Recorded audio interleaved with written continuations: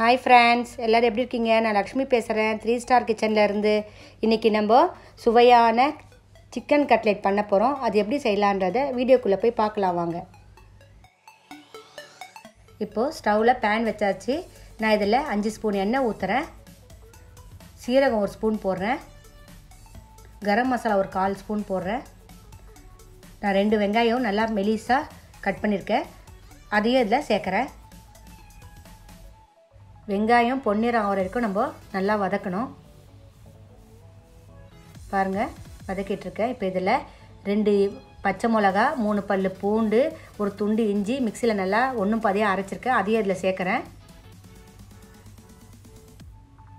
இதெல்லாம் சேர்த்து ஒரு 5 நிமிஷம் நல்லா வதக்கிடலாம். இந்த இஞ்சி பூண்டு வாசனை எல்லாம் போகிற வரைக்கும் நம்ம வதக்கிட்டே இருக்கணும்.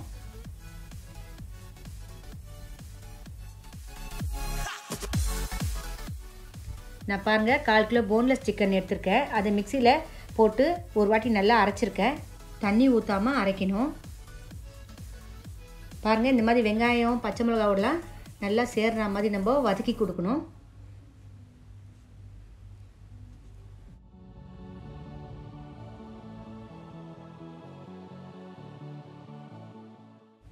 நான் இந்த கறிக்கு 1/2 ஸ்பூன் மிளகாத்தூள் போடுறேன், 1/2 ஸ்பூன் மஞ்சத்தூள் போடுறேன். ஏன்னா நம்ம 2 பச்சை மிளகாய் வேறு முதல்ல சேர்த்துருக்கோம். இதெல்லாம் போட்டு நல்லா வதக்கி கொடுக்கணும்.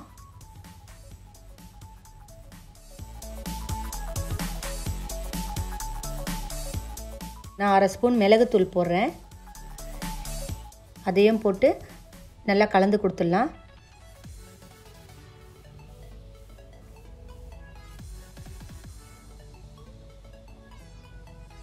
இப்போ இதுக்கு 1 ஸ்பூன் உப்பு சேர்க்குறேன். இந்த உப்பு எல்லா இடத்துலையும் சேர்கிற மாதிரி நல்லா கலந்து கொடுக்கணும்.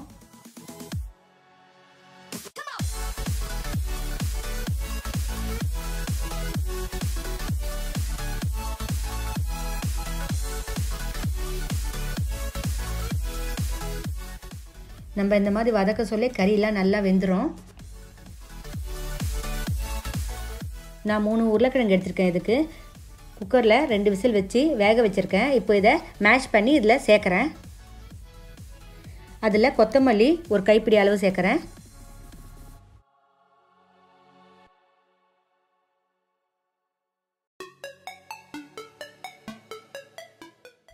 நம்ம கறி ஆறுனதுக்கப்புறமா உருளைக்கிழங்குல சேர்த்துக்கலாம்.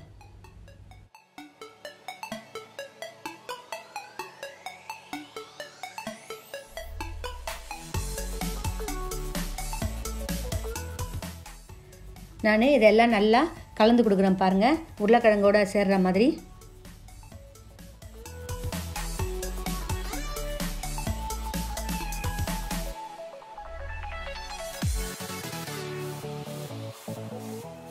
இப்போ நான் கறிக்கு 1 ஸ்பூன் உப்பு போட்டிருக்கேன். இப்போது உருளைக்கிழங்குக்கு நம்ம ஒரு 1/2 ஸ்பூன் உப்பு சேர்க்கலாம். சேர்த்தாச்சு. இதையும் நல்லா பிசைஞ்சு கொடுத்துடலாம். நம்ம கையில் எண்ணெய் எடுத்துகிட்டு கொஞ்சம் உருண்டை பிடிச்சிட்டு நல்லா 4 பக்கமும் சமமாக வர மாதிரி ப்ரெஸ் பண்ணி கொடுக்கணும். அப்போ தான் இது விரியாமல் இருக்கும்.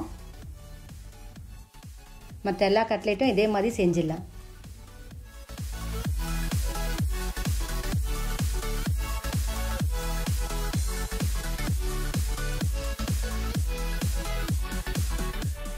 நம்ம இப்போ வறுக்கிறதுக்கெல்லாம் ரெடி ஆகிடுச்சு. நம்ம கட்லெட்டை கோட் பண்ணுறதுக்கு ஒரு முட்டையை எடுத்து நல்லா அடித்து வச்சுக்கலாம்.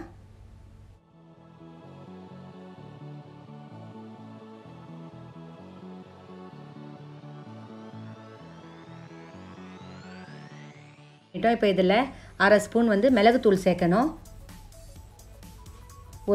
அதையும் நல்லா அடிச்சுட்டு இந்த முட்டையிலெல்லாம் நல்லா மிளகுத்தூள் கலக்கணும்.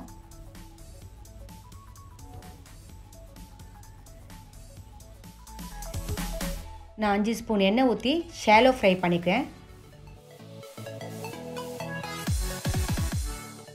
நம்ம இப்போது செஞ்ச கட்லெட்லாம் முட்டையில் கோட் பண்ணிக்கலாம்.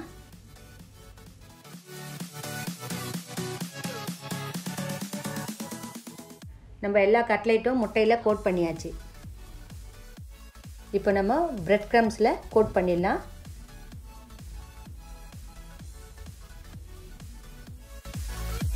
எக்ஸ்ட்ரா இருக்கிற பிரெட் க்ரம்ஸ்லாம் தட்டி விட்டுருங்க. இப்போ நம்ம கட்லெட்டை ஒன்று ஒன்றா போட்டு ஃப்ரை பண்ணிடலாம். நான் பேன் பெருசாக தான் எடுத்துருக்கேன், அதனால் வந்து ஒரு 4 நாளாக போடலாம்.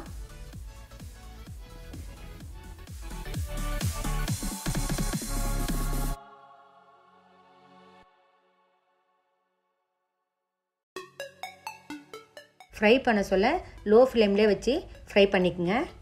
அப்போ தான் நமக்கு கட்லெட் வந்து தீயாமல் இருக்கும். இப்போ இன்னொரு சைடும் திருப்பிடுங்க, மொல்லமாக திருப்புங்க.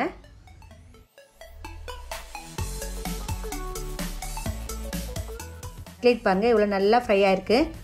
இப்போ நான் இதை எடுத்துடுறேன். நல்லா எண்ணெயை வடிச்சிட்டு எடுத்துருங்க.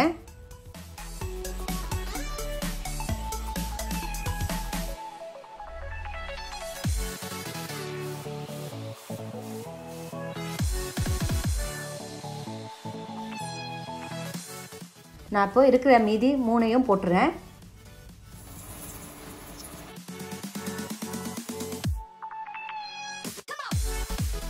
நம்ம கட்லெட்லாம் ரெடி ஆயிடுச்சு. இந்த கட்லெட்டு ஃப்ரை பண்ணுறதுக்கு எனக்கு 5 ஸ்பூன் தான் எண்ணெய் ஆயிருக்கு. நம்ம சிக்கன் கட்லெட் பாருங்கள் எவ்வளோ சூப்பராக ரெடியாக இருக்குது, நல்லா மொறுமொறுன்னு இருக்குது. இப்போ இந்த கட்லெட் வந்து நான் 1/4 கிலோ சிக்கனில் தான் பண்ணேன், எனக்கு 7 கட்லெட் வந்தது.